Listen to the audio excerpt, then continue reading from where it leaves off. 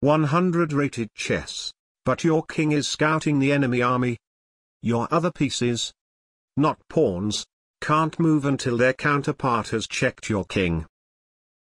Sounds absolutely impossible. But since this is one of those challenges where I get to show my unlimited level of testosterone, I just simply cannot say no. We get a 121 from Norway.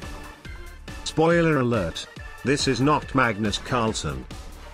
e4. Since the challenge requires my king to get checked, obviously I have to open up the way for him.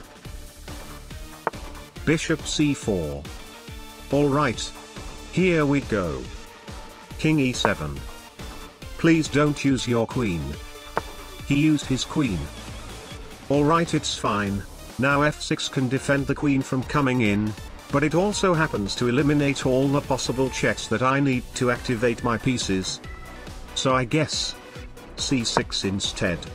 After queen f7, king e6 will be forced, therefore c6 is to create a safe square for my king in case he wants to follow up with his attack. Because at the end of the day, I only need one check from his queen. There he comes. That activates my queen, but king d6 is forced. Well, even though I am very happy that I can use my woman now, it is still very problematic that his queen is being way too active, which means there is significantly less chance that he will ever use anything else to check my king besides his queen. Bishop retreats to b3. I didn't even attack that bishop. Not very testosterone. Queen to g5. I'm dropping my bishop, but to be honest it's not like I can ever move that bishop anyway, provided that I can only move a piece when the other piece gives a check. The most practical plan is just to make the most usage out of anything that is already activated. He took my bishop. King c7. How about blundering your queen then? Didn't happen. I'm surprised he could actually see such a long distance move, provided that he's just retreated his bishop 2 moves earlier. Now that same bishop moves in the completely opposite direction. Maybe this guy is actually a smurf.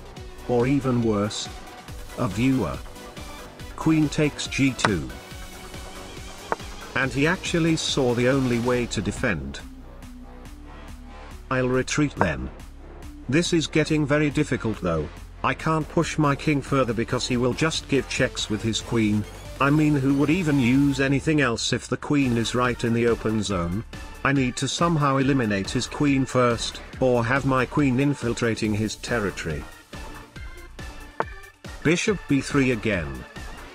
And I move my queen again. Trust me, the blunder will eventually come. Knight h3. Queen h6. Queen f7 again. Ha! Finally. I mean, now he can also take my g-pawn and then take my rook, and I cannot do anything about that because my rook cannot move. But at least this is still progress for me. And my queen has free activity over his side of the board. Rook f1. Queen g2. Defending my g-pawn, attacking his e-pawn from behind. He protects the h-pawn that I didn't take instead. Very convenient. King e1. Okay, now I don't know what to do anymore. My queen needs to stay here to defend the e-pawn. So I guess, random move, let's go. Creating another safe square for my king. I can move my queen again next move. Queen f7 again. That is like the 37th time he puts his queen on f7. Very aggressive. I guess I'll just give a random check. I mean, who knows? Maybe he'll block with queen. Didn't happen. 3 check repetition. King e1 is forced. Queen g2. Big chance. Alright. At the end of the day, you know what they say. A draw with a disadvantage is actually a win. Therefore, queen to e4 check. queen e4 check is best. Yes. This is the way. Thank you, coach. That is some very nice compliment from you. King back to e1. Draw by 3 move repetition. Mission accomplished.